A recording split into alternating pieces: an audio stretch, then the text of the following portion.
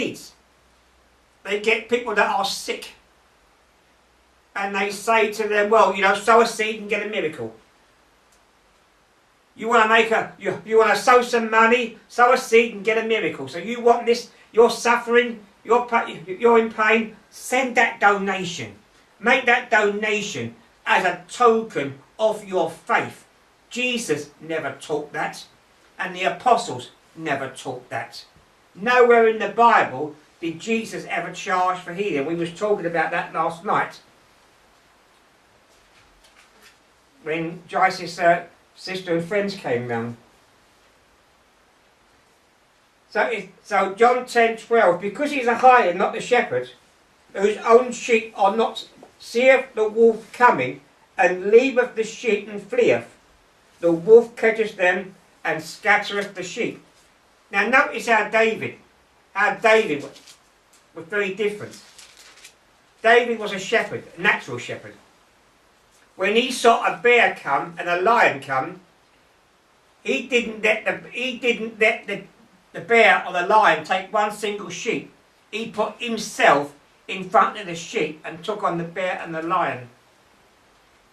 A true pastor will stay with the sheep. Many years ago in Cuba, I forget his name now, what's that man's name? Castro in Cuba. Yeah. Fidel Castro, in his early years, he closed down all the churches. He took pastors and made them work on the land. And some of those pastors, they fled the country and they went to America and they started off churches. And many of those the pastors that stood in Cuba were persecuted. They said, what do you think of those pastors that went to America and started Cuban churches in America? And they said, we've got no respect for them whatsoever. They've got no respect for them whatsoever. And he said, why not? And they said, because what does the Bible say about a shepherd that leaves the flock and puts his own safety first? He said, those pastors, they ran and left the sheep to suffer. We stood by our sheep. Even though we were beaten, even though we had to work long hours, even though we suffered, we stayed with the sheep. These people ran away. They ran away because they were not true pastors.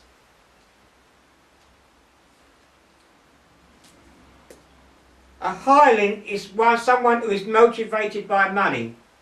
Jeremiah 50 verse 6 says, my people have been lost. Their shepherds have caused them to go astray. They have turned them away on the mountains. They have gone from mountain to hill and have forgotten their resting place.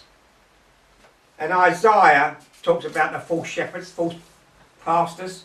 And look what he says. He says about them. He says, yea, they are greedy dogs, which can never have enough.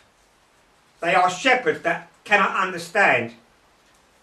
They all look their own way, everyone for his own gain.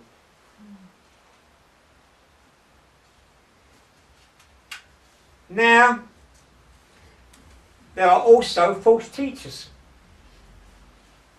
2 Peter 2 verse 1. 2 Peter 2 verse 1.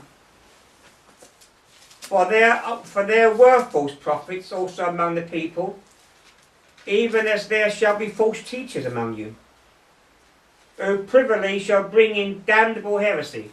Now what is a damnable heresy? A damnable heresy is this: if you believe it and you practice it, you are damned. There are some things that we can disagree on, but they're not damnable heresy. I mean, like if Jesus is going to come before the tribulation period, after the tribulation period, that's not a damnable heresy. But there are some things that you can believe, that if you believe them, you're lost. If you believe that there is another way of salvation other than Christ, you are lost. If you believe that you can get to heaven without the blood of Jesus, I believe or you deny the death and resurrection of Christ, that is a damnable heresy and will send you to a lost eternity. So why do people listen to these false teachers? Why do people listen to them? Well, 2 Timothy 4:3 gives the answer.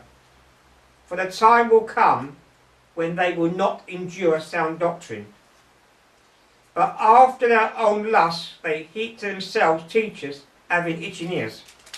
And there are people today that will say, I don't need doctrine. I'm not interested in doctrine.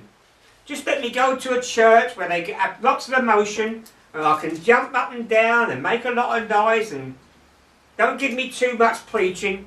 Just give me enough music to entertain me. And they get preachers that tell you what they want to hear. They heap to themselves preachers because that's what they want. So someone comes along and says, well, you know, you don't have to suffer. You don't have to suffer as a Christian. You can have prosperity. You can have a Cadillac. You can have a Mercedes. You can have an aeroplane. You can have all these kind of things. And it sounds good.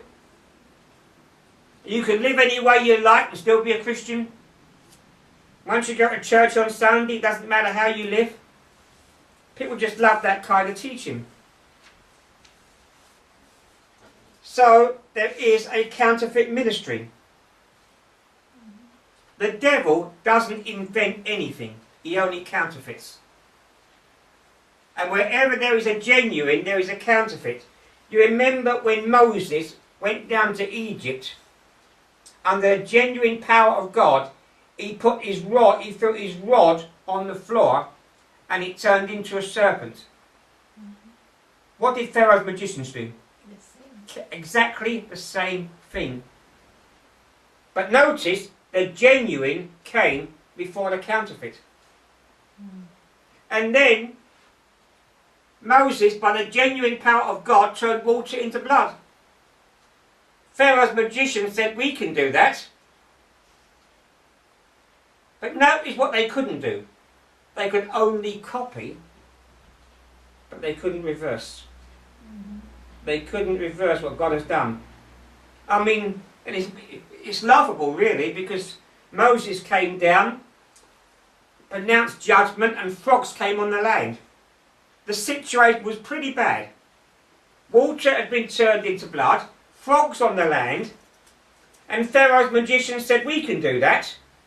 And they made the situation worse. They put more frogs on the land and turned more water into blood. I mean, God didn't mind, let them do it.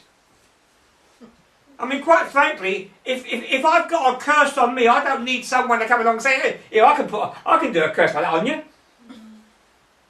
I mean, but notice what Pharaoh would have liked to have had done is for his magicians to turn the blood back into water. But they couldn't. All they could do was copy. All they could do was mimic. All they could do was counterfeit.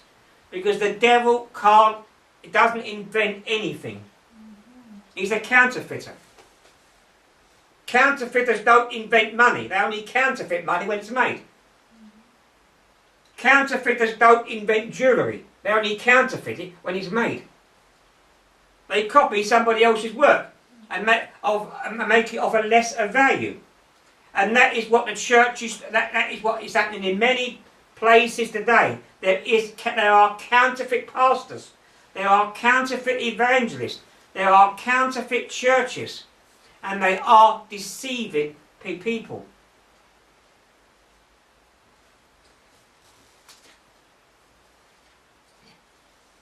Let me give you an example of a counterfeit. Babylon, in the Old Testament, is the counterfeit of the New Jerusalem. You say, how do you get that? Because if you ever study Babylon and the building of Babylon, that is actually in Iraq, and Saddam Hussein was actually attempting to rebuild Babylon.